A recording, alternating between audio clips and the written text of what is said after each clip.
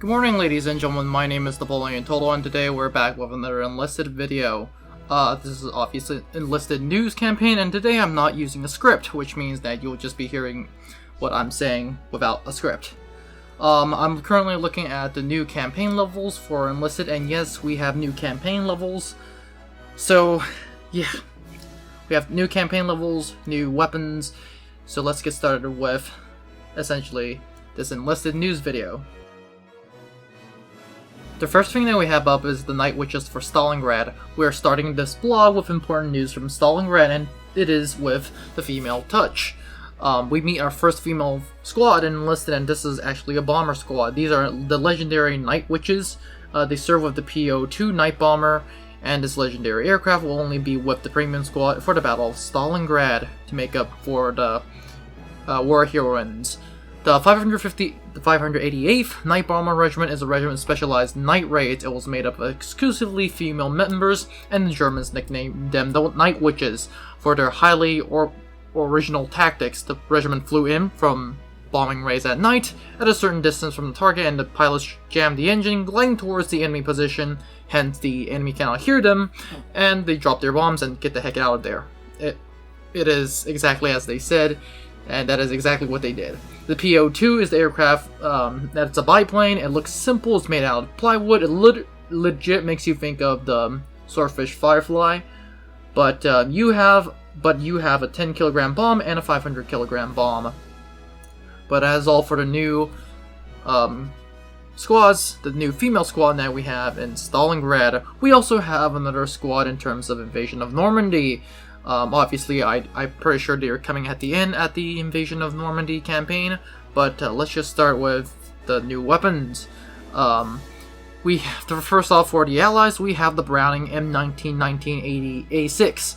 This ultimate firepower weapon is essentially a 50 caliber, heavy damage, minimal recoil on a huge 100-round belt with the owner of the Browning of this truly killing machine.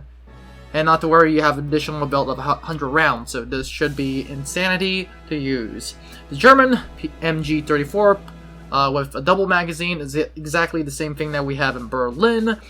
Has the 75 drum magazine, the exact same thing that we have in Berlin. So that is coming to Normandy.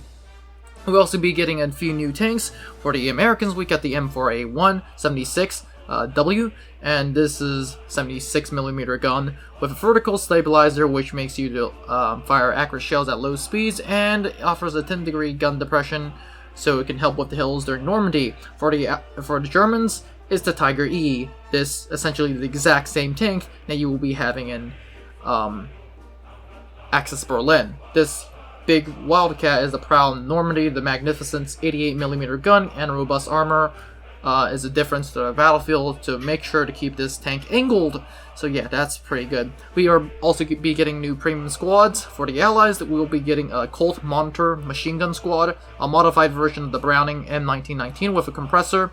This reduces recoil and even makes it more controllable by the abilities of the squad. They have plus 35 vitality, minus 40 recoil reduction, plus 75 faster medic pack usage speed, and plus 100% stamina regeneration.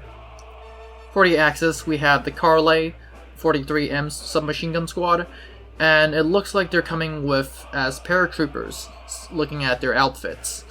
These are the outfits of German paratroopers, and with them they come plus 12% faster reload speed, minus 30% recoil, horizontal recoil while standing, plus 10% faster run speed, and plus 100% stamina.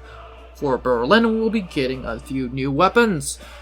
First one for the Allies, the Soviets, is the Finroyd Automatic and Assault Squad. This semi-automatic rifle was created in 1916, but the year doesn't matter because it has a decent size of 25-round magazine, and has almost around the exact same output as a rifle. That's not really interesting. The most interesting part is for Berlin, we have the STG-44, or I should call it the MP-43-1. For the Germans, this is essentially the exact same STG, or MP-43, that you have in Normandy. This time it's just in Berlin. That's the best example I can tell you. For the Soviets, we will also be giving an LA-7, which is the successor of the LA-5, and it's a plane. It can also carry a 100-kilogram bomb. For the Germans, we have the Bf-109K4, and this has a 30mm cannon. So this thing should be doing very well in the skies. I don't really see a bomb from these images, but if there is a bomb, it's not going to be as big as the LA-7. Next, we have the premium squads for essentially Berlin. For the Soviets, we have the Yak-9 equipped with 75mm cannon and armor-piercing shells, and this can essentially penetrate the roof of armored vehicles.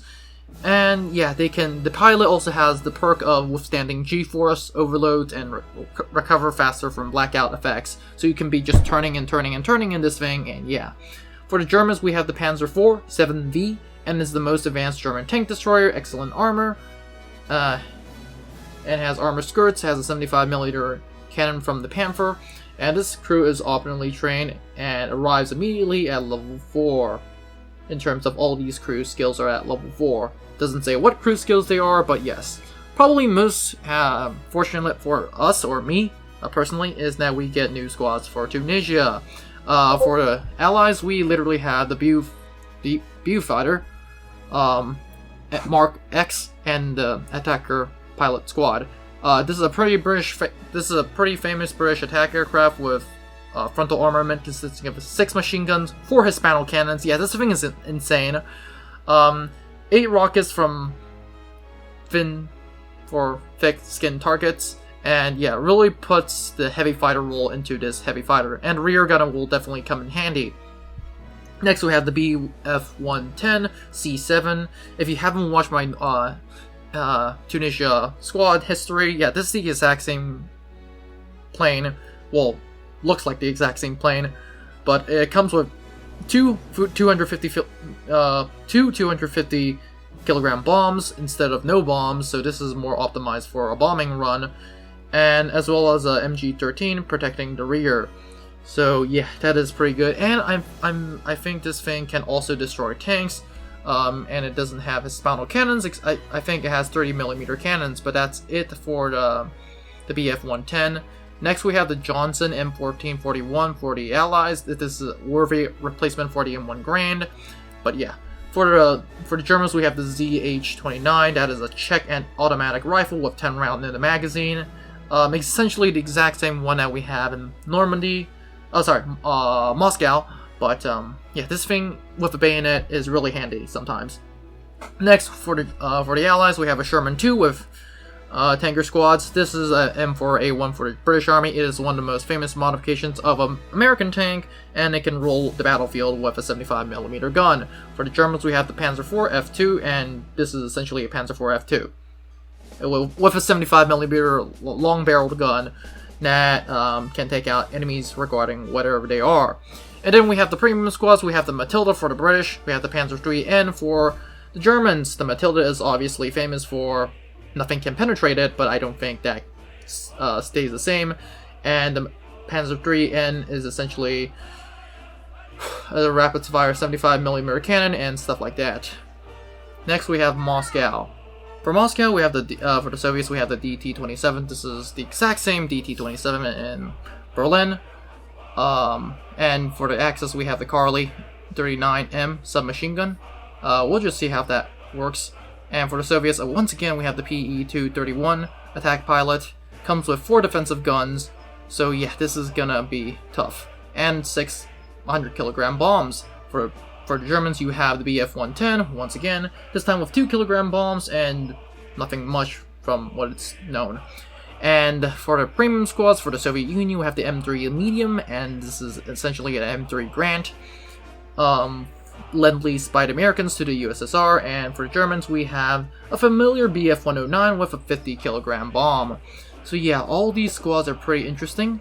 As of right now, I don't have an opinion because I'm just reading it off the bat. But write your guys' opinions down in the comments below, and we'll just see what that happens. But that said, guys, have a great day, and I'll see you in the next one.